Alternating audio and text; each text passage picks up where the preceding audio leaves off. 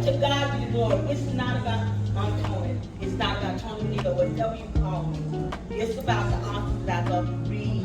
That's right. That I've been reading all my life. And it's about supporting you whatever way I can.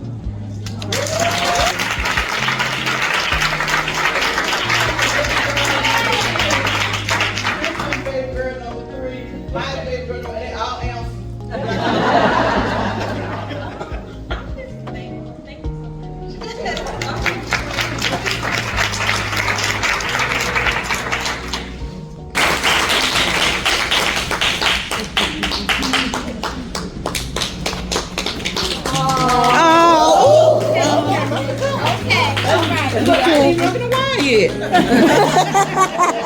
Oh.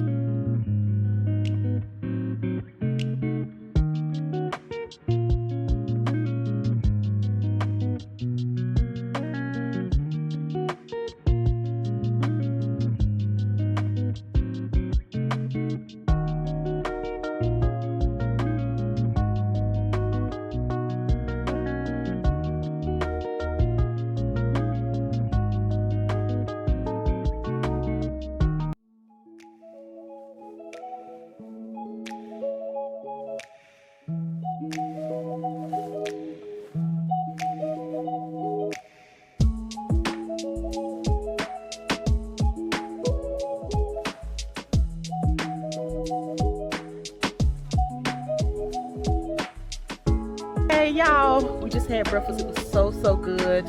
We ate at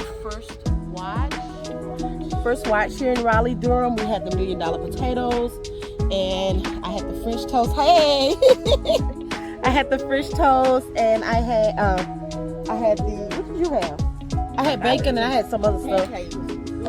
Yeah, it was so good. And we about to make our way to Harris Teeter, and then we're going back 10 o'clock. We have a oh goodness, I keep forgetting our itinerary, guys.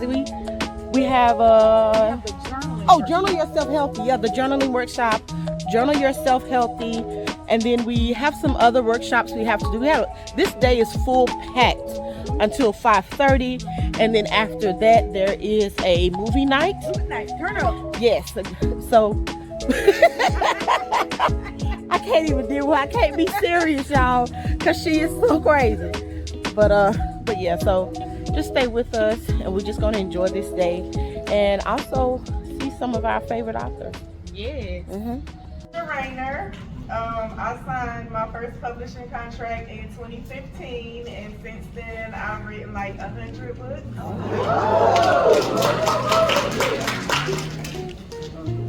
Man, this lady right here needs no introduction. You can just tell us her name. My name is Beverly Jenkins. This is my 30th year of being published. She got 100 books. I only got 60, so I'm a slacker. But thank y'all. And this is why I want to give this lady right here a good report. Mr. Author, It's been very good. It's been very good. Good job. I'm ACR. Miss Babbitt's book match. That means I know, you gotta said you did. You need to say something else. Years ago, I was on a panel. I think Scylla put me on a panel with Miss Babbitt. And I said, I'm going to sit all the way down the end. So that way they would talk to me later. And Miss Babbitt said, oh no, you're going to come sit right here. And as soon as the panel started, she asked me a question. And I was like, wait, I know I told you before we started, I didn't really want to talk. And she was like, no, you're going to talk. You're going to talk the whole time. So now she's giving me that look. I told y'all last night.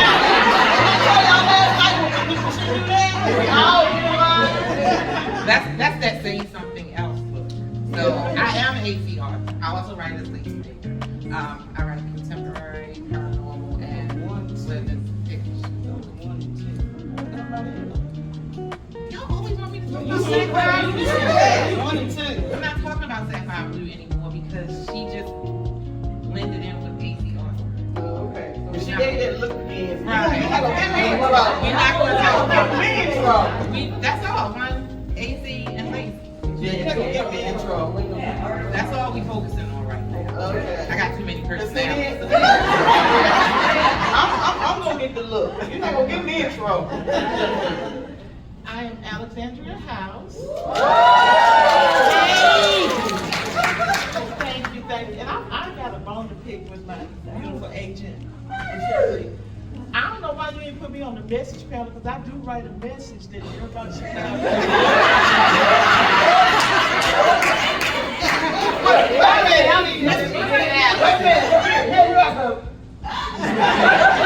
My message is that everybody should have a fine, every woman that wants one. You have a fine man with a big penis.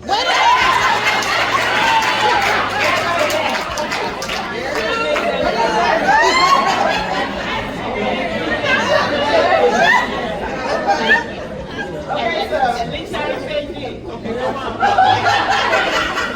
So, Lord have mercy. Take, some things you just gotta cross over that edge and let them know, like, don't play with me. So yeah, that's how my characters, a lot of my male characters are, I model after my husband, so they have this nice clean cut. They might have a job or a business, but they love their women fiercely and don't play with them, because they will. They will go to the other side. Well, your folks are always there. They are always there. They here, they there, they're gonna do a little bit of everything. So like when you're crafting your characters and you're plotting your book, what do you use as inspiration? I don't think of this little quiet man over there, but I don't know. It's definitely my husband. He's quiet, but he's that What? quiet. He's quiet, but he'll tear some shit up. So that's where I get the inspiration for different characters from him. I model all my characters after. I'm from New York, so most of my characters are New Yorkers. So basically, like what they said, I'm from the hood. I've seen it. I've been around people in my family that talk like that act like that, and who don't play about their women. And mostly, I get the inspiration from my husband because he really don't play about me. So it's easy to write that when you live that. So that's what I do. And it's a common thing, those men and those characters, even though they do have the edge, and a lot of times people think that especially African American men, that they're not protectors of their women. But during the whole course of all these panels, you heard the whole thread of my daddy was a protector, my brother was a protector, my uncle was a protector, and they were providers. And all of the men in the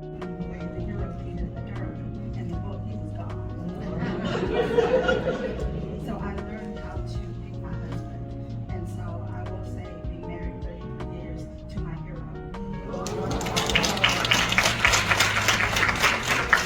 Deborah, what year did you publish?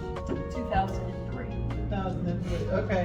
So, when you craft your character, because you have some very, very memorable, not only male characters but families. You do a great job of pulling different elements to have these families, like a family saga. I don't know if people deem it as that, but I deem it as that. So when you are crafting your books, do you see these families? Do you see these characters, or are you just writing? I'm just writing. You just for the write, most okay. part, yeah. When I first started the Stallions, there were only supposed to be 4 brothers: Matthew, Mark, Luke, and John. And I was done in my mind. And after the last one, my editor came and she said, "Well, you will have to dig up some dead people or something. You're going to have to find more family members." And I remember sitting there thinking, okay, how do I do this realistically? Because I've written myself into a box. They didn't have siblings, there was no one else. How am I going to do this? And all of a sudden it's like, okay, well, I guess we're going to find your daughter. Nobody knew about her. Dad was creepy. And it just went on from there. But I love writing about families. You know, I grew up in a great family. Because sometimes, I don't even know how you are as authors, like you keep up, like Miss Jackson. I don't even know how she keep up with the cousins, the outlaws, the in-laws, and things of that nature. So do you all have like a system, like when you're crafting all these connected characters? Does anybody want to speak to that? For me, it's going back and rereading what I've already written, to kind of remember what I said in this book before I move on. Oh, I don't know, baby. Y'all be calling me out. You ain't said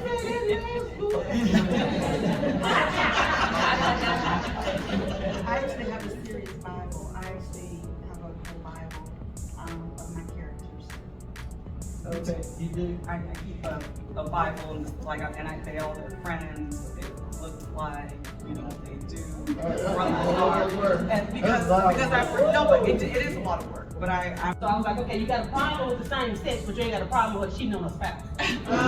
Make it make sense. You know, because no one sin is bigger than the other. You got a problem with the same sex, but you ain't got a problem with the infidelity. You know, you can't have that. You know, so but that's the type of thing that we'll do.